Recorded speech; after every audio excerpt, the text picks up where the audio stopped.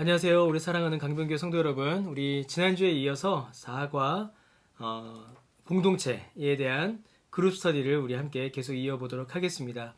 우리 책으로는 124페이지에 있습니다. 124페이지에는 사과, 우리 공동체, 변화의 장에 대한 그룹 스터디를 우리 이 시간 함께 우리 살펴보도록 하겠습니다. 파트 3번이죠. 세 번째 파트, 복음이 공동체를 어떻게 변화시키는가에 대한 내용, 챕터 4, 공동체입니다. 124페이지부터 우리가 보도록 하겠습니다. 우리 지난거 요약을 먼저 볼까요? 우리 지난거에서는 이제 우상에 대해서 우리가 함께 살펴보았습니다. 우상은 우리의 삶에 아주 악영향을 끼치는 것인데 아이러니하게도 우리는 쉽게 우상을 만들어냅니다. 이 이후에 나오는 이 우상에 대한 정의들은 정말 좋은 정의들입니다. 우상이 무엇인지를 우리에게 명확히 알려주는 거죠. 우상이란 예수 그리스도와 같은 선상에 놓여진 믿음의 대상이다. 혹은 우리의 행복을 위해서 꼭 있어야만 한다고 생각하는 것이다. 혹은 우리의 마음에 하나님보다 더 중요하게 여기는 것으로서 우리의 마음을 지나친 욕망으로 노예하는 어떤 것들이다. 여러분, 이것이야말로 이 우상에 대한 가장 정확한 예라고 할 수가 있겠, 설명이다라고 할 수 있겠습니다. 예수님과 같은 수준으로 우리 안에 있는 것, 우리의 행복을 위해서는 꼭 있어야만 한다고 생각하는 것, 하나님보다 더 중요한 것, 우리의 마음을 다스리는 것, 이런 것들이 바로 우상이죠. 자, 그리스도인 공동체의 개념을 살펴보면서 공동체 형성에 있어서 마주하게 되는 핵심 문제들 중 하나가 우상 숭배임을 우리는 또한 기억해야 합니다. 왜냐하면 여러분이 우상 숭배는 위에 있는 설명들을 그대로 가져와 보면 욕망과 욕망이라고 할 수 있어요. 욕망의 실현이다 할 수 있습니다. 그런데 각자가 우상을 가지고 있는 채로 공동체에 들어오게 되면 욕망과 욕망이 서로 충돌하게 되죠. 그러면 욕망과 욕망이 서로 충돌하게 되면 여러분 그 공동체는 유지하기가 매우 힘이 듭니다. 세상은 우리의 욕망을 긍정하고 추구하라라고 가르쳐요. 자기 원하는 것을 갖는 것이 선이다라고 가르치죠. 그게 바로 우상인데, 그러면 그런 우상을 가지고 공동체에 모일 때 서로 욕망과 욕망이 충돌할 때 여러분 어떻게 하나 될 수 있겠습니까? 쉽게 얘기하면 이제 프로야구 시즌이 시작됐는데, 이제 이건 예입니다. A라는 팀을 매우 사랑해서 우상처럼 섬기는 분과 B라는 팀을 우상처럼 믿는 분이 계세요. 이 두 분은 다른 때는 괜찮지만 프로야구 시즌이 되면 이 A팀과 B팀에 따라서 이분들의 마음과 생각이 이게 변하게 되고, 혹은 A팀과 B팀이 서로 경기하게 되는 날에는 두 분이 서로 원수가 되는 겁니다. 이거는 바른 신앙의 모습이다라고 할 수가 없는 거죠. 복음 안에서 이 우상의 문제를 해결할 이후에, 그리고 이후에야 우리가 바른 공동체를 만들어낼 수가 있고, 또 그 공동체 안에서 이 우상 숭배의 문제를 또한 우리가 함께 해결할 수도 있습니다.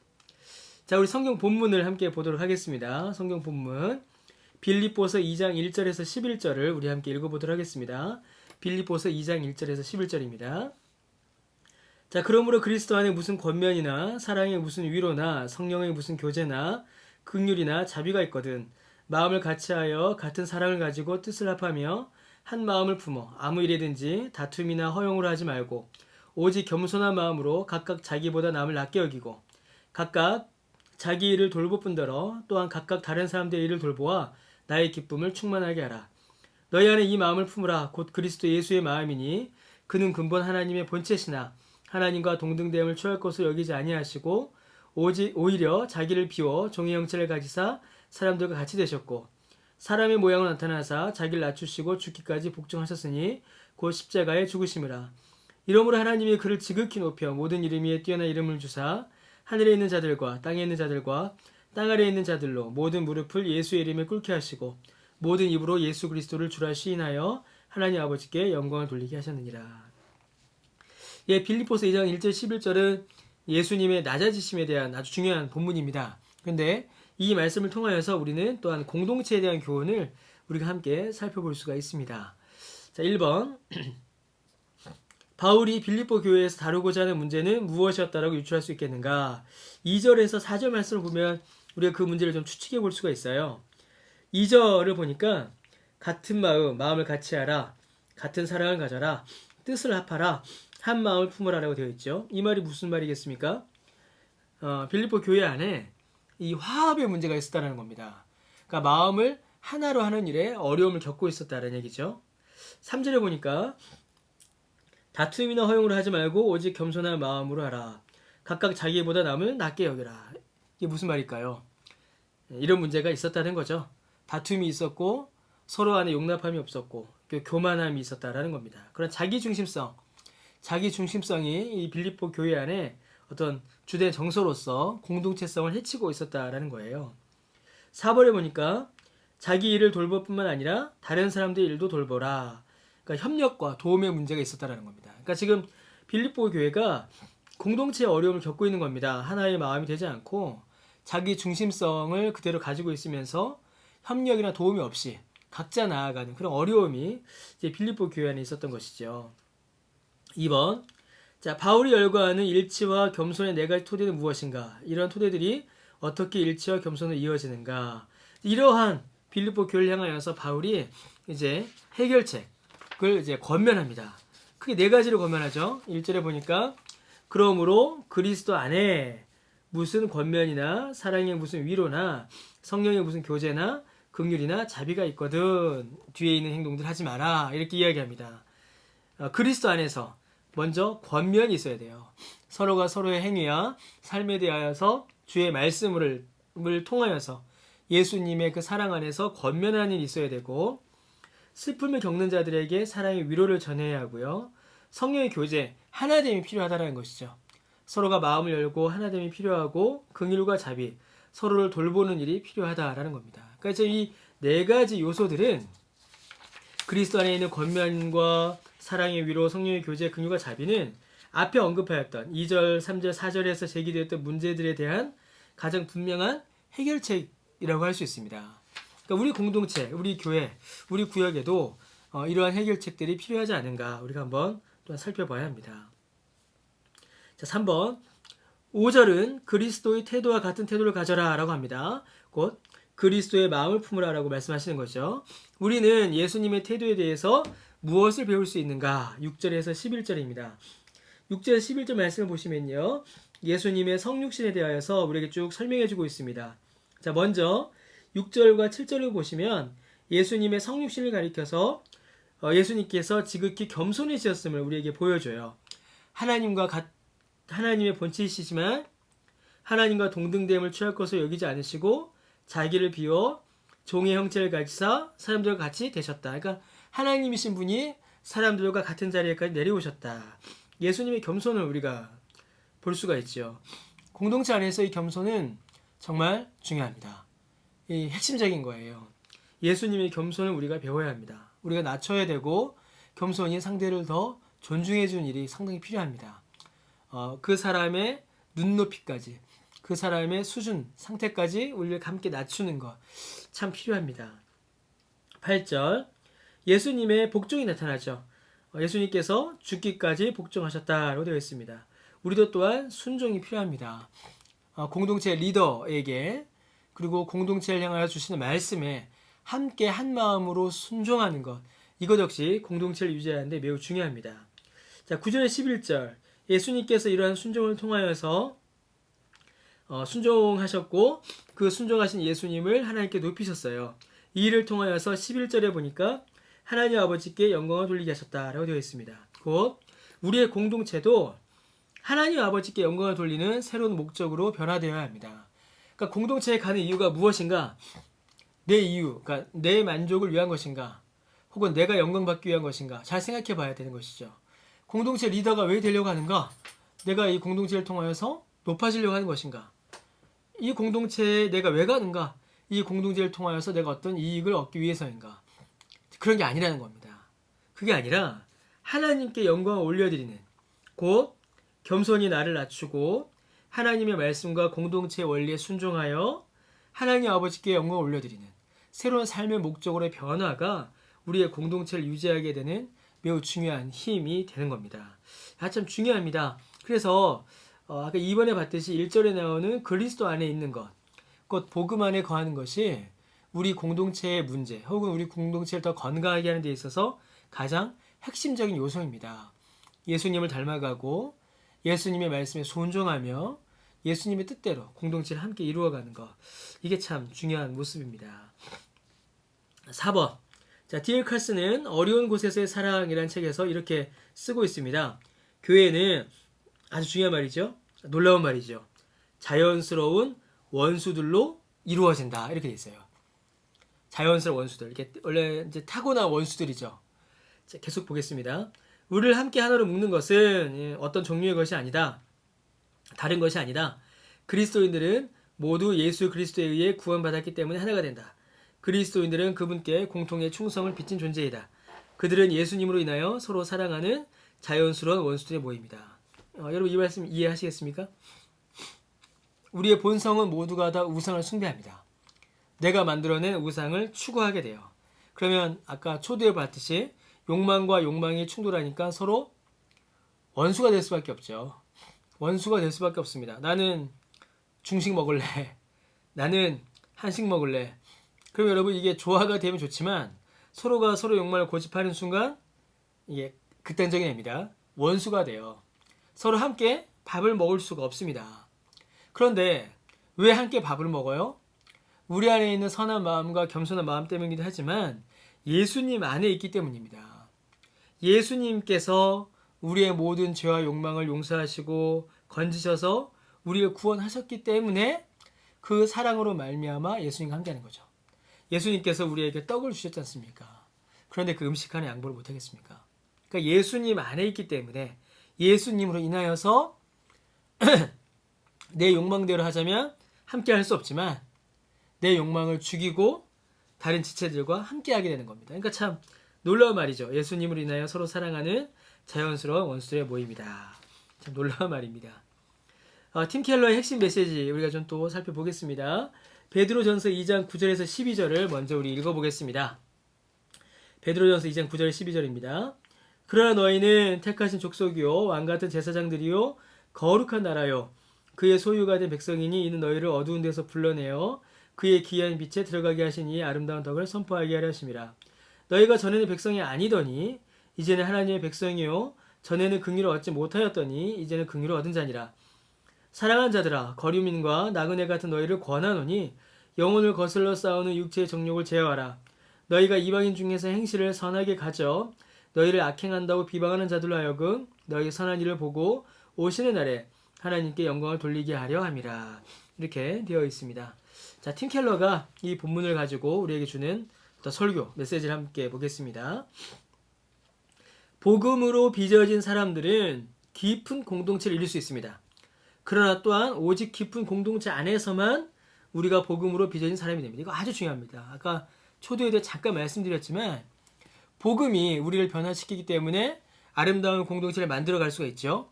근데 또한 역으로 공동체 안에 들어갈 때에 신앙 공동체 안에 들어갈 때에 복음을 들음으로 복음으로 말미암아 우리가 변화된다라는 겁니다.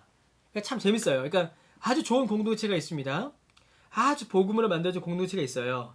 그러면 죄인이 그 공동체 안에 들어가서 감동을 받아서 변화되는 일이 벌어진다라는 겁니다. 물론 이전에 변화된 사람, 이전에 복음으로 새롭게 된 사람이 공동체 안에 들어와서 공동체를 더 풍성하게 할 수도 있지만 좋은 공동체 안에 허물이 있는 자가 들어와서 변화되는 일도 있다는 거예요. 여러분 이거 정말 중요한 일이고 아주 아름다운 일입니다. 여러분 그래서 구역이 그렇게 귀한 겁니다. 구역이 너무나 소중한 거예요. 그래서 여러분 구역 모임 꼭 사모하시기 바랍니다. 너무 중요하고 소중합니다. 계속 보겠습니다. 당신이 복음으로 변화되기를 바란다면 삶을 함께 나누어야 하고 함께 이야기해야 하고 함께 식사해야 합니다. 교제해야 됩니다. 서로 죄를 자백하며 서로를 점검하고 붙들어줘야 합니다. 함께 결정하고 서로 상의해야 하고 함께 배우고 함께 공부해야 합니다. 그래서 당신의 인간 관계가 그 수준까지 깊어지게 해야 합니다. 그렇게 깊고 서로를 지원해주고 서로 도전 주고 서로를 헌신하는 관계가 되면 삶이 변화됩니다. 삶이 변화돼요. 그거는 단순히 삶의 모습이 보여주는 감동이 아닙니다. 복음의 역사예요. 그러니까 단순히 어떤 한 사람의 인품을 보고 변화되는 게 아니에요. 왜냐하면 이거는 그 인품이 복음에서 왔기 때문입니다. 어떤 좋은 공동체 리더를 만나요. 그 사람이 인품을 보고 우리가 감동을 받습니다. 그러나 만약에 그 인품이 그 사람만을 드러낸다면 그 뭔가 문제가 있어요. 그러나 그분의 그 고귀한 인품을 통하여서 그분을 변화시키신 예수 그리스도의 은혜가 드러나고 또 그 리더를 통하여서 예수님이 나타나고 공동체 구성원들이 전부 다 예수님을 경험하게 되고 말씀을 가까이 다가가게 된다면 여러분 삶의 변화가 일어날 수밖에 없습니다. 삶의 변화가 일어나요. 성경의 서로 하라라는 구절은요. 어떻게 이런 공동체를 만들지를 보여줍니다. 서로 우애하고 존경하라. 서로 섬기라. 서로 접대하라. 서로 격려하라. 서로 받으라. 서로 용납하라. 서로 책망하라. 서로 가르치라. 서로 사랑하라 등입니다. 여러분 서로 함께 하는 것이죠. 우리는 그런 공동체가 되는 법을 배워야 합니다. 그것은 그냥 교회에 오는 것만으로는 안 됩니다. 그것은 공동체에 있는 것이 아니에요. 그것은 군중 속에 있는 것입니다. 그냥 교회에 와서 예배 출석하고 돌아가는 것. 여러분 그거는 신앙 공동체 안에 들어왔다라고 할 수가 없어요. 그건 그냥 군중입니다. 우 몰려왔다가 그냥 우 사라지는 거예요. 여러분 우리는 반드시 매주 교회에 와서 공동체에 단단히 결속되어서 새로운 인류, 새로운 공동체에 속한 사람으로서 하나님을 따르고 믿고 알아야 합니다. 그래서 구역이 모여야 하고요. 선교회가 모여야 되고요. 소그룹들이 모여서 함께 삶을 나눠야 합니다. 우리 교회에서 이게 참 아직 이루어지질 않고 있어요. 잘 안 됩니다. 그러니까 구역은 활성화되어 있는데 여러 가지 소그룹들이 아직 이렇게 왕성하게 모이지 못하는 안타까움이 좀 있습니다. 이 코로나19가 일어나기 전에 올해에는 이 사역에 제가 축적을 두려고 했는데 좀 미뤄졌습니다. 하나님께서 은혜 주셔서 이 사역 곧 우리 교회에서 왕성하게 일어나게 되기를 기도하고 있습니다. 자, 지금 당신은 다른 사람들과 정기적으로 만나서 하나님을 아는 것과 예수 그리스도의 제자가 되는 것에 대해 이야기하는가? 당신은 그 관계들을 통해 배우고 있는가? 여러분 한번 생각해 보시기 바랍니다. 자, 5번 그룹 토론으로 넘어가죠. 팀 켈러의 메시지를 읽고 마음에 와닿는 것은 무엇인가? 여러분 한번 돌아보셔서 마음에 남는 메시지가 있었다면 무엇인지 한번 생각해 보시기 바랍니다. 팀 켈러는 다음과 같이 말했습니다. 6번입니다. 그리스도인은 거룩한 나라이다. 세상과 구별되었다. 왜죠? 거룩하기 때문입니다. 세상은 죄를 쫓아가지만 그리스도인은 거룩하기 때문에 세상과 구별돼요. 그래서 죄의 문제에 있어서만큼은 그리스도인은 세상과 구별됩니다. 동시에 그래서요. 우리 주변 사람들과 다릅니다. 우리는 달라요. 그래서 주일날 우리는 교회 가잖아요. 교회 오잖아요. 그리고 우리가 더 인내합니다. 복음을 전하죠. 동시에 아주 중요한 말입니다. 우리는 왕같은 제사장이어야 한다. 세상과 주변 사람들의 삶에 깊이 참여해야 한다. 여러분 이 왕이란 말이 뭐죠? 왕? 세상을 다스리는 거죠. 세상의 뜻을 실현하는 존재가 왕입니다. 그래서 우리는 이 세상의 왕으로 보냄을 받았어요. 그래서 우리 왕입니다.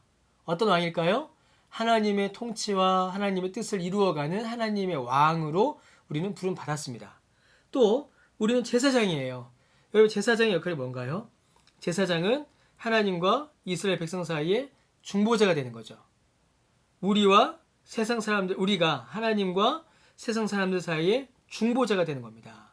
그래서 세상 사람들을 하나님께로 인도하고 하나님을 세상 사람들에게로 소개하는 이 일이 우리에게 맡겨진 제사장의 역할입니다. 여러분 이 일이 매우 중요하죠.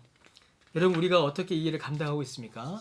우리 공동체, 우리 교회, 우리 그룹은 어떻게 감당하고 있는지 한번 돌아볼 필요가 있습니다. 공동체 없이 하나님을 알 수도 없고 깊이 변화될 수도 없고 세상을 이길 수도 없다. 당신은 이것을 어느 정도 경험했는가? 여러분 이거 절대적입니다. 저는 이제 교회를 통하여서 교회 다 이제 저의 구역이니까요. 그룹이니까요. 그리고 저랑 함께 기도하고 말씀을 나누는 그룹 이제 교제하는 분들이 계십니다. 그 안에서 얼마나 큰 위로와 또 기도의 제목을 나누는지 모릅니다. 우리 성도님들과 개별적으로 연락을 주고받고 신방하는 그것 역시 소그룹이고 만남이지 않습니까? 그 안에서도 여러분들이 변화되는 모습을 보면서 저도 변화되고 함께 기도함으로 또 이겨내는 그런 일들을 경험하게 됩니다. 이건 정말 살아있는 신앙의 경험이죠. 어떤 습관들이 선하고 강하고 건강한 그리스도인 공동체를 만드는가? 당신이 속한 그룹이 공동체로서 삶을 깊게 할 수 있는 실제적 방법들을 통일해 보자. 우리 아까 이제 빌립보서 말씀을 우리가 살펴봤죠. 화합, 겸손, 협력, 도움, 예수님 안에서의 권면, 위로, 교제, 긍휼과 자비 이런 것들이 우리 안에 정말 선한 습관들이 되어야 합니다. 그럼 과연 우리에게 필요한 것은 무엇인지 한번 또 나누어 보면 좋겠습니다. 9번. 나와 맞지 않는 사람들을 사랑하는 방법은 무엇입니까? 여러분 뭐 어떤 방법을 사용하세요? 나와 맞지 않는 사람들이 있거든요. 생각이 맞지 않고 뜻이 맞지 않고 취향이 맞지 않는 사람들이 있습니다. 그러니까 그들을 사랑하기 위한 방법. 여러분 어떤 방법이 있으십니까? 애써야 합니다. 노력해야 하고요. 기도와 인내가 필요한 일입니다. 10번. 다음은 로마서 12장에서 추천한 목록입니다. 여러분이 로마서 12장에 이러한 목록들이 있어요. 그러니까 로마서 참 재밌죠.